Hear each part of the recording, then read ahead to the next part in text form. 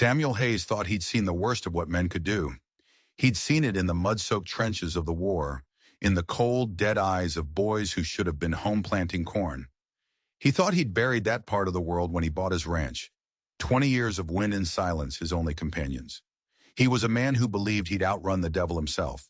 But on that cold Wyoming morning, he found the devil's handiwork tied to his own fence. She couldn't have been more than 16. A girl unconscious, left like a sack of unwanted grain on his property line. The rope had bitten deep into her wrists, a story written in bruised raw skin that Samuel didn't want to read. Her dress was torn, a cheap calico meant for chores, not for surviving a night in the freezing air. Frost had settled on her dark hair, sparkling like a cruel joke in the pale morning light. Samuel knelt, his big weathered hands trembling for the first time in years as he pulled out his knife. The blade sliced through the thick rope. 20 years of solitude, 20 years of peace, and now this. As the last strand gave way, the girl's eyes snapped open. They weren't the soft eyes of a child. They were wild, cornered. The eyes of an animal caught in a trap, ready to chew its own leg off to get free. She scrambled backward, crab walking through the dirt and frost, her voice a raw whisper. "Don't touch me." But Samuel had already seen it, the way she favored her left side, the faint yellowing bruises that ghosted across her arms, shaped like a man's fingers. Someone had been hurting this child for a long, long time, his jaw set like stone. He recognized the signs. He saw them every morning in his own shaving mirror, in the faint scars that mapped his own past. He tried to forget them, but they were a language he could never unlearn. "Easy now," he said, his voice a low rumble. He kept his distance, holding his empty hands out to show he meant no harm. "I'm not going to hurt you." She studied his face, her gaze darting back and forth, searching for the lie. Samuel Hayes was a big man, built like an oak tree from 2 decades of ranch work, but there must have been something in his tired gray eyes, a flicker of shared understanding, that stopped her from running. "What's your name?" he asked, his voice softer than he intended. "Emma," she breathed. The word sounded less like a name and more like a confession.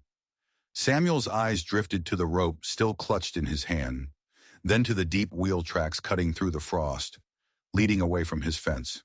Someone had driven her out here in the dead of night. They hadn't just abandoned her. They'd left her to die. In Wyoming, that meant one of 2 things: the cold or the wolves. "Who did this to you, Emma?"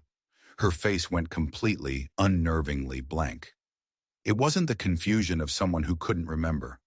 It was the careful, practiced emptiness of someone who remembered everything, every single detail, and had learned to build a wall around it. Then she whispered 2 words that hit Samuel like a physical blow. "My father." The world seemed to tilt on its axis.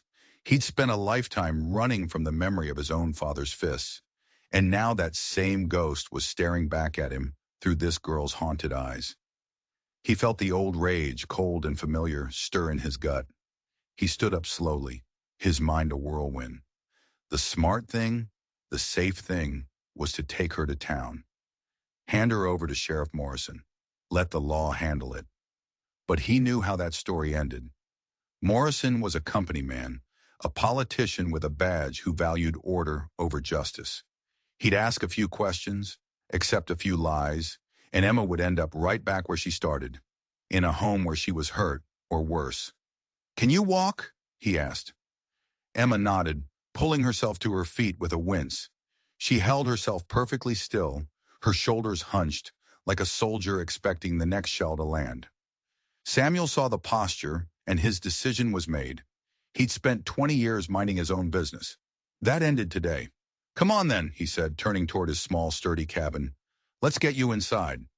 But as they started walking, a flicker of movement on the horizon caught his eye. A puff of dust, then another, and another.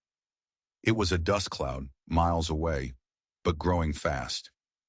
Samuel had learned to read the prairie the way other men read books. This wasn't a farmer heading to market or a lone rider checking fences. This was 3 riders, moving with the kind of speed that meant they weren't carrying good news. And a cold knot in Samuel's stomach told him they were coming for the girl. He had maybe 20 minutes. Inside the cabin, the air was thick with a silence that felt heavier than sound. Emma sat at his small kitchen table, a statue carved from fear. Her eyes kept darting to the door, to the window, to the rifle hanging over the fireplace. Samuel poured water from a clay pitcher into a tin cup. His hands were steady now, the tremor gone, replaced by a cold, hard purpose. He set the cup in front of her. "Drink," he said, slowly. She lifted the cup, but her hands shook so badly it rattled against her teeth, water sloshing over the rim. It was a familiar tremor. Samuel had seen it in his own reflection for the first 10 years after he'd finally run away from home. The kind of fear that gets into your bones and lives there forever. He moved to the window, his gaze fixed on the approaching dust cloud. He could almost make out the shapes of the horses now. "Those riders," he said, not turning around. "They have anything to do with you?" The rattling of the cup stopped. The silence that followed was Emma's answer. When she finally spoke, her voice was so quiet he could barely hear it. "He's coming back for me." Samuel's eyes narrowed. "Your father." It wasn't a question. "I was supposed to be a payment," she whispered, the words tumbling out in a rush, as if saying them quickly would lessen their sting. "Payment for his debts, but—" Then he changed his mind. Her voice broke on the last word. "He said I wasn't worth enough, that I'd bring shame on whoever took me in. Damaged goods." The words were stones, each one hitting Samuel with the force of a memory. He heard his own father's voice, thick with whiskey and self-pity, ranting about how children were just burdens, millstones that a smart man learns to cut loose before they drag him under. "So he tied you to my fence," Samuel said, the pieces clicking into place, forming a picture of monstrous cruelty. "And left you to die." Emma nodded, staring into the water in her cup as if it held the answers to everything. "He said the wolves would clean up his mistake." Something settled deep in Samuel's chest. It wasn't fear. It was the familiar, heavy weight of a decision that changes everything that comes after. He had built this life, this quiet fortress of solitude, to avoid exactly this kind of trouble. He kept his head down, his mouth shut, his business to himself. For 20 years it had worked. But looking at Emma, seeing the ghost of his own past reflected in her terrified eyes, he knew. He was done running. "Well," he said, his voice hard as iron as he turned from the window and reached for the Winchester rifle hanging above the fireplace. "Looks like your father miscalculated." The metallic click of the rifle action seemed to snap Emma out of her trance. She shot to her feet so fast her chair screeched and toppled over backward. "You don't understand," she cried, her voice cracking with panic. "He's not alone. The men he owes, they're dangerous. They're coming with him." Samuel didn't look at her. He was busy checking the rifle, sliding cartridges into the magazine with practiced, efficient movements. He knew dangerous men. He'd learned about them at the end of a whip. "How dangerous?" he asked, his voice calm. "The kind," she said, her voice dropping to a terrified whisper, "that burn farms to the ground just to make a point. The kind that don't leave witnesses." The dust cloud was much closer now. Samuel could see them clearly. 3 men riding hard. And something about the scene made his blood run cold. The man in the lead wasn't just riding. He was dragging something behind his horse with a rope. It was one of Samuel's prize heifers. Its throat had been cut. They were dragging the carcass across the prairie, leaving a dark, bloody trail in the dirt. It wasn't just an act of cruelty. It was a message. "They want you to see," Emma whispered from behind him, her voice trembling as she read the grim understanding on his face. "They want you to know what happens to people who interfere." Samuel finished loading the rifle. 20 years of hard-won peace, 20 years of silence and sweat and building something that was his own. And it was all about to end because he couldn't turn his back on a child who had nowhere else to go. But as he held the cool, familiar weight of the Winchester in his hands, he felt something he hadn't felt in 2 decades. The fear was there, a low hum beneath the surface. But underneath it was something else, something clean and sharp and fierce. For the first time in a very long time, he felt like himself again. "Emma," he said, his voice steady as a rock. He turned to face her, the rifle held loosely in his grip. "You know how to shoot?" She shook her head, her eyes wide. Then you're about to learn. He didn't have much time. He pulled his old Colt revolver from a locked chest, a relic from a past he tried not to think about. He showed her how to load it, how to cock the hammer, how to aim. Her hands were shaking, but she listened, her eyes absorbing every word. The back window, he ordered. Stay down. Stay out of sight. Don't fire unless I tell you, or unless they get inside. Do you understand? She nodded, a new, grim determination settling on her face. She took the pistol and moved to the back of the cabin, her small frame disappearing into the shadows. Samuel stepped out onto his porch. The Winchester felt like an extension of his arm. The three riders had stopped just outside of rifle range. They were smart. He'd give them that. Close enough to yell, far enough to be safe. For now. The man in the middle was thick-set, with a gut that spilled over his belt and graying hair that was greasy and unkempt. His clothes had seen the inside of too many saloons. That had to be him. Thomas Garrett, Emma's father. The other two were different. Younger, harder. They sat their horses with a lazy stillness that was more menacing than any threat. They had the cold, empty eyes of men who killed for a wage and slept soundly afterward. "Hayes!" Garrett shouted, his voice coarse and loud. "I know you got my daughter in there." Samuel raised the rifle slightly, letting the morning sun glint off the barrel. He didn't answer right away. He let the silence stretch, let them wonder. "She's not your daughter anymore," Samuel called back, his voice carrying easily in the still air. "You gave up that right when you tied her to a fence and left her for the wolves." Garrett let out a harsh, ugly laugh.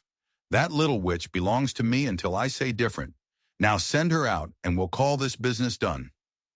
Samuel felt his finger tighten on the trigger. The urge to send a bullet into that man's sneering face was a physical thing, a fire in his veins. But he held back. This wasn't some random squabble. These men moved with the confidence of predators who knew they were at the top of the food chain. They were backed by something bigger. "Who are you working for?" Samuel yelled. He needed a name. A name gave him information. Information was a weapon. It wasn't Garrett who answered. It was one of the younger gunmen, the one with a long scar down his left cheek. His voice was flat, devoid of emotion. "Marcus Devlin sends his regards." The name hit Samuel like a punch to the gut. His blood turned to ice. Marcus Devlin. Every rancher, every farmer, every saloon owner within 100 miles knew that name. Devlin was a ghost, a legend, a man who owned half the territory through fear and the other half through bullets. He was a cancer that had been slowly spreading across Wyoming for the last 5 years, buying up land, crushing competition, and leaving a trail of broken men in his wake. If Garrett owed money to Marcus Devlin, this wasn't about a runaway girl anymore. This was a death sentence. "Devlin wants his property back," the gunman continued, his voice as cold as a grave. "The girl was collateral on a debt. Her daddy here decided to dispose of the merchandise instead of paying up. Mr. Devlin doesn't approve of that." Garrett shifted in his saddle, looking uneasy. "She ain't worth what he was asking." "Damaged goods," he blustered. "That's for Mr. Devlin to decide," the gunman said, his dead eyes flicking to Garrett for a half second before returning to Samuel. The contempt in his gaze was plain. "But he's willing to be reasonable. For now. Hand over the girl, and you get to keep this charming little ranch of yours. Hell, he might even let you keep breathing." The threat hung in the air, sharp and clear. Samuel risked a quick glance back toward the cabin window, where he knew Emma was listening. A 16-year-old girl. Collateral. Property. Damaged goods. They were the exact same words his own father had used to describe him all those years ago. The same words the man named Crawford had spit at him before raising the whip. The past wasn't a ghost. It was right here, on his porch, aiming a gun at his head. "And if I refuse?" Samuel asked, his voice dangerously quiet. The gunman smiled. It was the worst kind of smile, all teeth and no warmth. "Well, then we take the girl anyway, and you become another one of those tragic little stories they tell around the campfire. The one about the stubborn old fool who got himself killed for interfering in Mr. Devlin's business." He gestured with his chin toward the dead heifer they dragged to his fence line. The message couldn't have been clearer. Devlin had the men, the resources, and the reputation. He was an unstoppable force. But Samuel saw something else. They were talking. They were negotiating. For men who held all the cards, they were being surprisingly patient. That meant one thing. Devlin wanted this quiet. He wanted the girl, but he didn't want the trouble that came with a full-blown gunfight in a dead homesteader. At least not yet. He had a sliver of leverage. He just had to figure out how to use it. "I need time," Samuel called out. "Time to think." The gunman exchanged a look with his partner. He seemed to be the one in charge. He nodded slowly. "You got 1 hour," he replied. "Then we come calling, and we won't be asking politely next time." The three riders pulled back, moving just out of range to wait. As their horses kicked up dust, Samuel backed into the cabin. He felt Emma's presence right behind him, a small, terrified shadow. "There's something else," she whispered, her voice so faint he almost didn't hear it. "Something I didn't tell you, about Devlin." Samuel turned, bolting the heavy door behind him. He looked at Emma. The fear was still there in her eyes, but now it was mixed with something else, something that looked like resolved despair. And the look in her eyes told him that, as bad as things were, they were about to get a whole lot worse. Samuel leaned his rifle against the wall and faced her. The small cabin felt like a cage, the walls closing in. He could hear the faint murmur of the men outside, the occasional stamp of a horse. 1 hour, 60 minutes until all hell broke loose. "Whatever it is," he said, his voice low and urgent, "you need to tell me now. Everything." Emma swallowed hard, her gaze dropping to the floorboards. "Devlin. He isn't just some man my stepfather owes money to." She took a shaky breath. "He's my real father." The words landed in the silent cabin with the force of a bomb. Samuel felt the air leave his lungs. He sank into a chair, his mind reeling, trying to make sense of the tangled, ugly web that was suddenly surrounding him. It didn't make sense. If Devlin was her father, why would Garrett? "The man outside," Samuel began, trying to piece it together. "Thomas Garrett." "My stepfather," Emma confirmed, her voice barely a whisper. "He married my mother when I was just a little girl. After Devlin threw us out."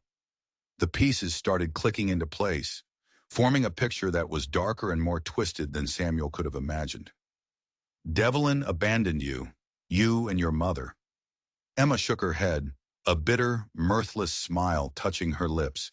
"It was worse than that. He didn't just abandon us.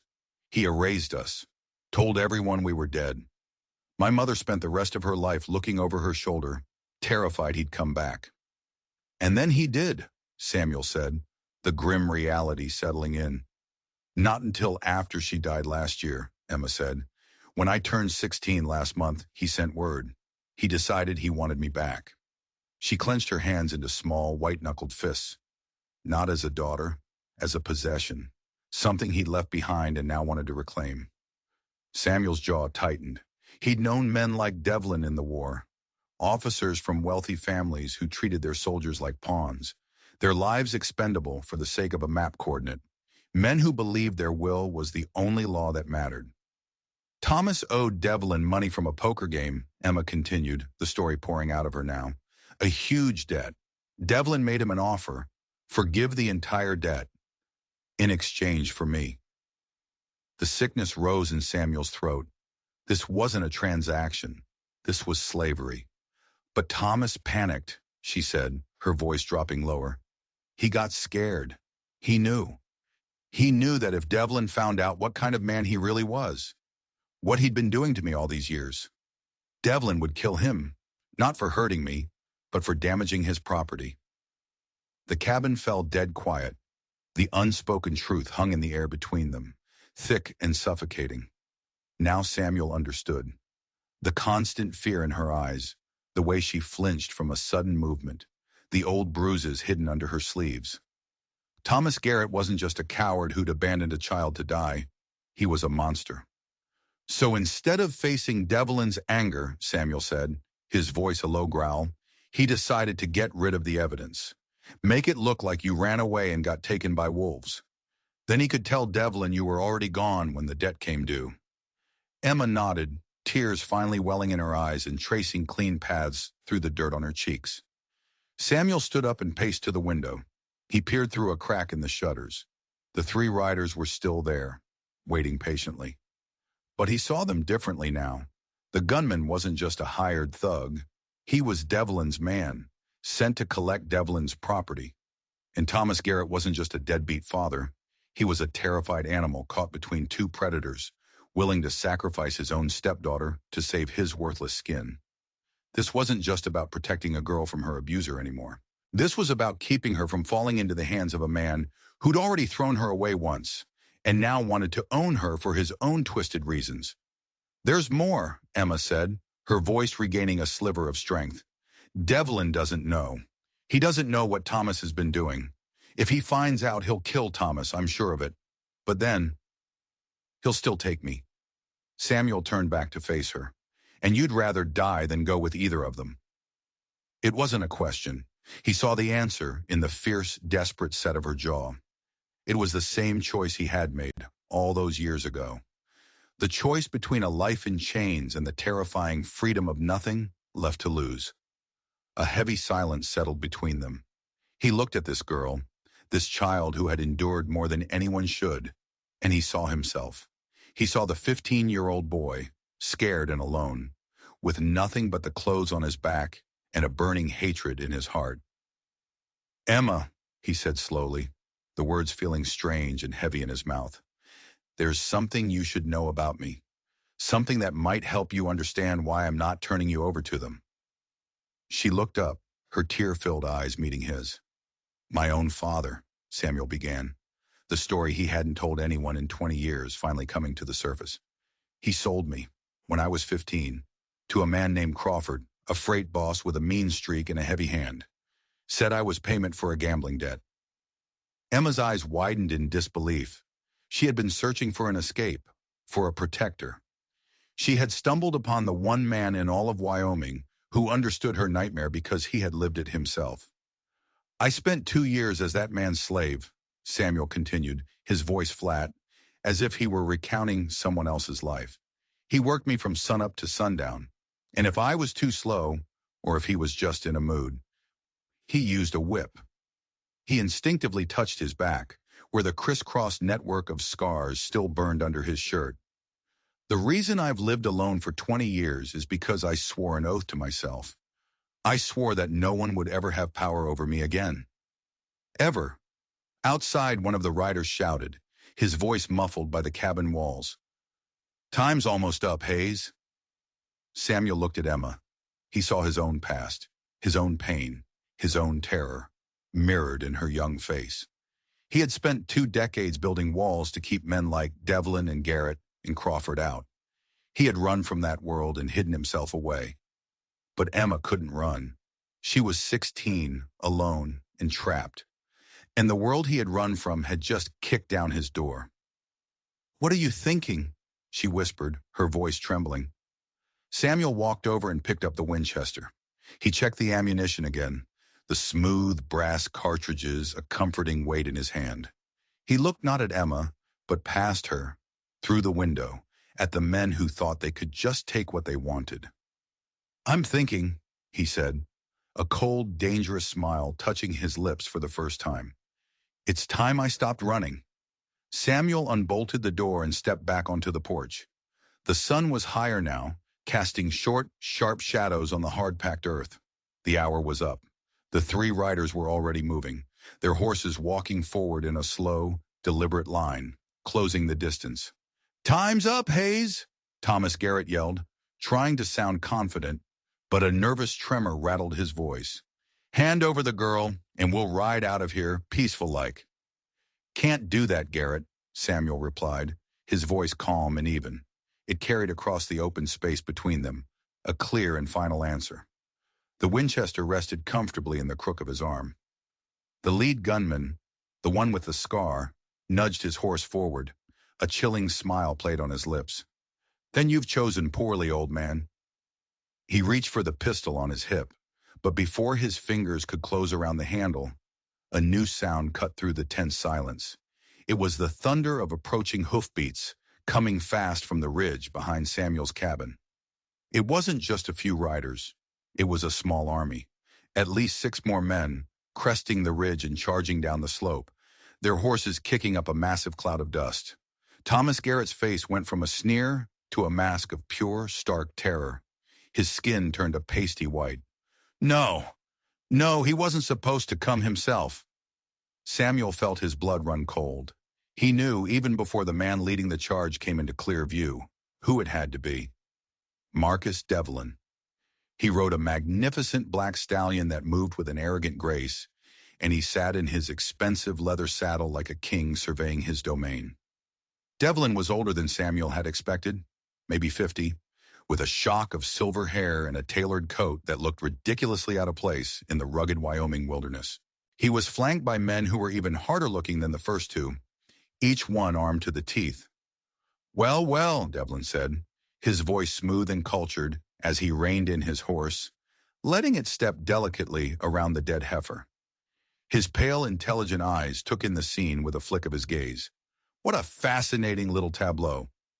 Garrett's voice was a choked, panicked squeak. Mr. Devlin, sir, I can explain. I am quite sure you can, Thomas, Devlin said, his voice dropping, losing its pleasant tone, and taking on a deadly edge. But first I'd like to hear from Mr. Hayes. Devlin's piercing blue eyes fixed on Samuel. It felt like being pinned by a needle. I understand, he said, that you have something that belongs to me. Samuel kept his rifle pointed at the original 3 riders, but he was painfully aware of Devlin's men spreading out, creating a half circle around his cabin. He was trapped. 9 guns against 1. The odds weren't just bad, they were impossible. Nothing here belongs to you, Devlin, Samuel said, his voice steady despite the hammer pounding in his chest. Devlin actually smiled, a thin, cruel slash in his handsome face. I'm afraid you are mistaken, Mr. Hayes. You see, Thomas here, he gestured dismissively at the terrified man, owes me a considerable sum. The collateral for that debt is currently hiding in your cabin. She's not collateral, Samuel shot back. She's a human being. Emma, Devlin said, the name sounding strange and possessive on his lips. Is that what she's calling herself these days? The way he said it made Samuel's skin crawl. This wasn't just about a debt. This was personal. This was about ownership. I think it's time we sorted this out properly, Devlin continued, his gaze shifting back to Garrett. His voice turned venomous. Thomas, you sniveling, lying snake. Did you truly believe you could let my daughter die in the wilderness and I wouldn't find out? The word hit the clearing like a thunderclap. My daughter. Devlin knew. He had always known. This entire charade, the debt, the collateral, it was all a lie. A pretense to reclaim the child he had once thrown away. Thomas Garrett looked like he was about to faint. His horse danced nervously underneath him. She ain't worth the trouble, Mr. Devlin, I swear. I was doing you a favor. Devlin's hand moved in a blur. The gun was in his hand so fast Samuel barely even saw the draw. The shot was deafening, echoing across the prairie. Thomas Garrett screamed, a high, thin sound, and toppled from his saddle, clutching a blossoming red stain on his shoulder. Nobody, Devlin said, his voice dangerously quiet as he holstered his pistol with a calm, fluid motion. Asked you to think, Thomas. Samuel's mind raced. Devlin had just shot the man who tried to kill Emma. But there was no mercy in the act. It was the cold, calculated fury of a man whose property had been mishandled. It was about power. It was about control. Now then, Devlin said, turning his attention back to Samuel as if nothing had happened. Let's discuss this like civilized men. I want my daughter back, Mr. Hayes, and I am prepared to be generous. But from inside the cabin, a new sound shattered the tense standoff, the sharp, sudden crack of breaking glass. Emma. She was making a run for it. The sound of Emma crashing through the back window sent every man reaching for his weapon. Instinct took over. Samuel spun, his first thought to protect her, even as he knew it was a fatal mistake to turn his back on 9 armed men. Find her! Devlin roared, his civilized mask vanishing, replaced by raw, primal fury. 3 of his riders immediately spurred their horses, galloping around the side of the cabin to cut her off. Samuel made his choice in a split second. He dove off the porch just as a hail of bullets splintered the wooden planks where he'd been standing. He rolled, coming up behind the heavy oak water trough as lead whistled past his head. The world narrowed to a series of sharp, violent sounds. His Winchester bucked against his shoulder. Once. Twice. One of Devlin's men gave a choked cry and slid from his saddle. Another screamed as his horse reared, throwing him to the ground. But it wasn't enough. The odds were still impossible. Enough! Devlin's voice cut through the chaos like a whip crack. I want her alive, you idiots! The gunfire sputtered and died, leaving an eerie silence broken only by the groans of the wounded man and the nervous stamping of horses. Samuel pressed himself flat against the water trough, his heart hammering against his ribs. He took a quick inventory. 7 men left standing, including Devlin. His rifle held 3 more rounds. The Colt was with Emma. This wasn't a fight he could win. Hayes! Devlin called out, his voice returning to its calm, controlled tone. This is pointless. She cannot outrun horses, and there is nowhere to hide on this prairie. Surrender now, and I will be merciful. Samuel risked a glance around the edge of the trough. 2 of Devlin's men had dismounted and were moving to flank him, using the scattered wood piles in his small barn for cover. In minutes, he'd be caught in a deadly crossfire. What do you want with her? Samuel shouted back, stalling for time, trying to think. She is my blood. Devlin's voice carried the absolute, unshakable certainty of a man who had never been denied anything in his life. My responsibility. I made a mistake 16 years ago, letting her mother take her away from me. I will not make that mistake again. Just then, he heard the thunder of hoofbeats again.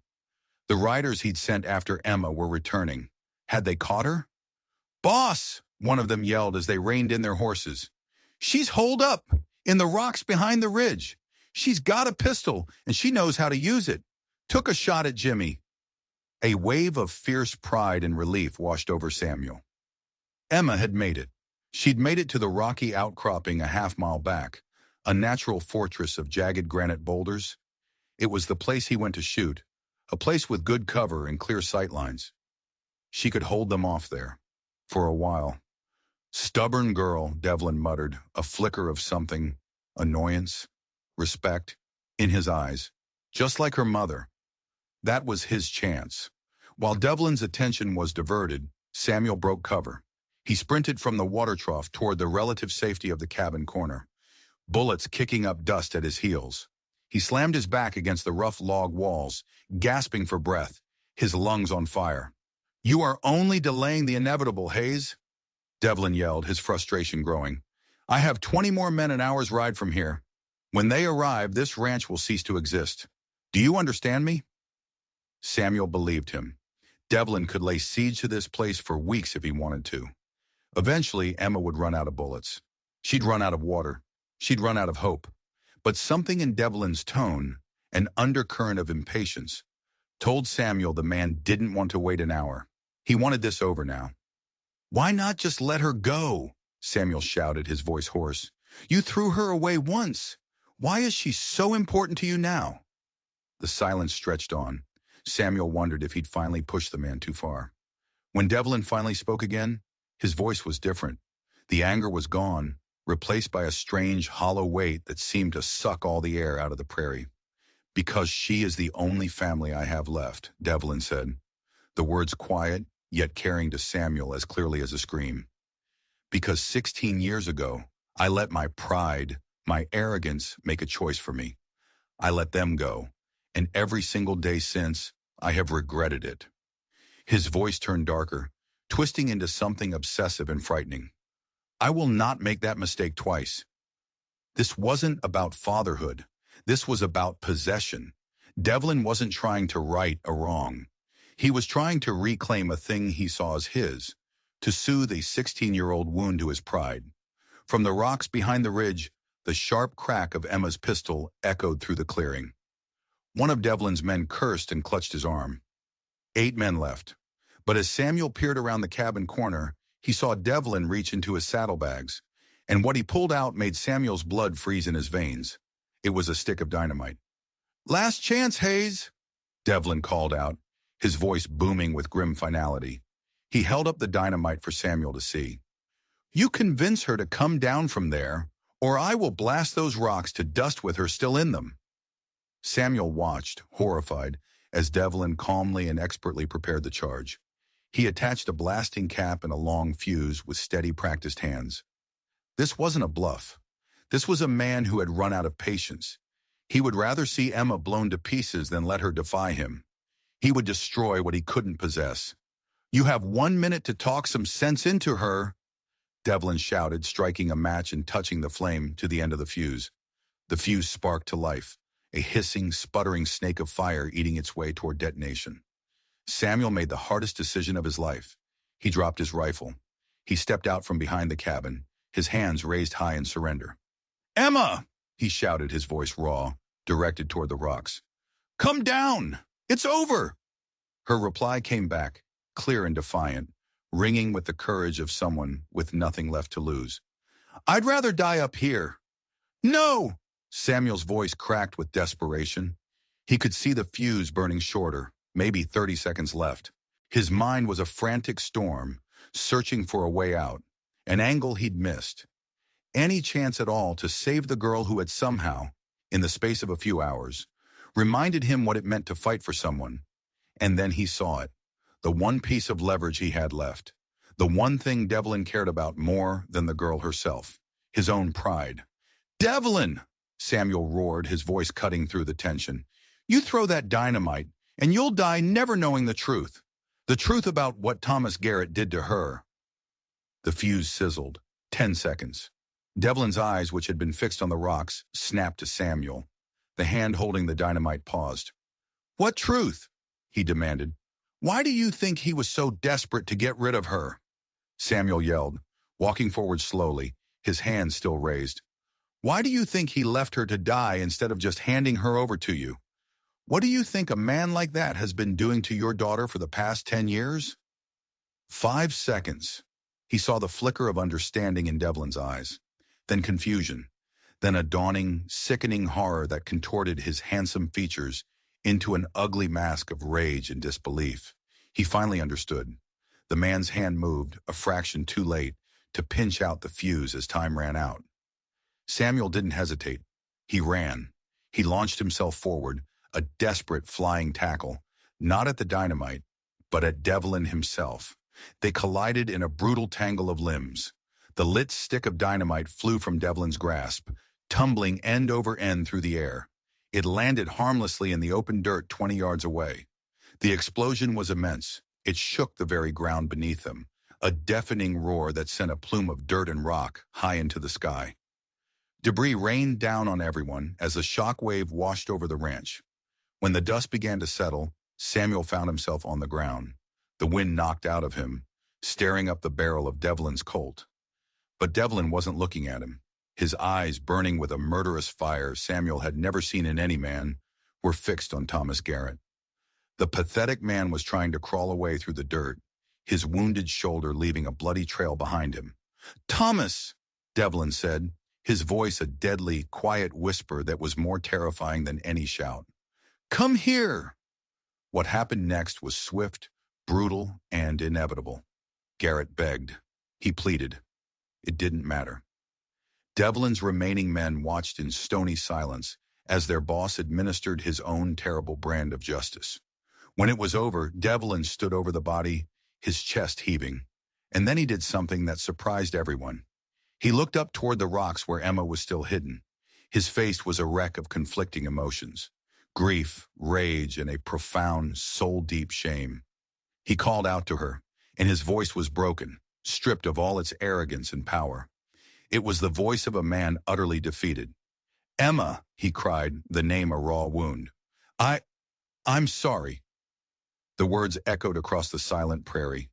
After a long moment, her voice came back, small but steady. I'm not coming down. I know, Devlin replied, his voice heavy with resignation, and I'm not asking you to. Slowly, like an old man, he walked to his horse and pulled himself into the saddle. He gathered the reins, looking 10 years older than he had an hour ago. He looked down at Samuel, who was just getting to his feet. Hayes, he said quietly, she's not safe. Not as long as I'm alive. Men like me, we don't change. He paused, his gaze drifting back toward the rocks. But it seems men like you do. He reached into his tailored coat and pulled out a thick, leather-bound envelope. He tossed it down into the dirt at Samuel's feet. There's enough money in there to take her far away from here. Colorado, maybe California. Start over. Go somewhere I'll never find you.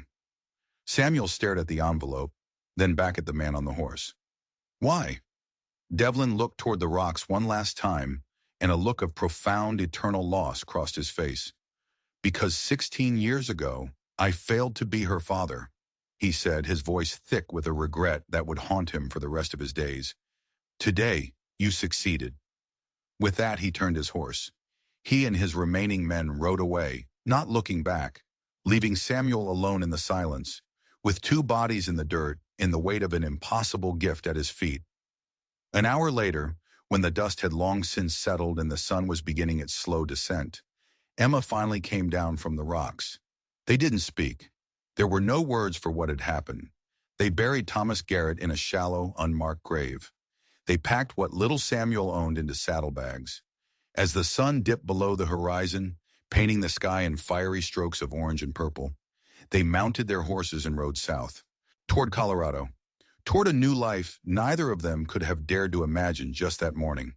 Behind them, the Wyoming prairie stretched out, empty and vast, holding its secrets in the gathering darkness. They didn't look back. There was nothing left for them there. They just rode on, two broken souls, a man who had forgotten how to fight and a girl who had never been taught, heading toward a future they would have to build together, one sunrise at a time. If you found this story of justice and redemption as gripping as I did, make sure you hit that like button and subscribe for more tales from the forgotten corners of history. And let me know in the comments below. What do you think happened to Samuel and Emma next? Did Devlin keep his promise and leave them in peace? I read all your comments. Thanks for watching.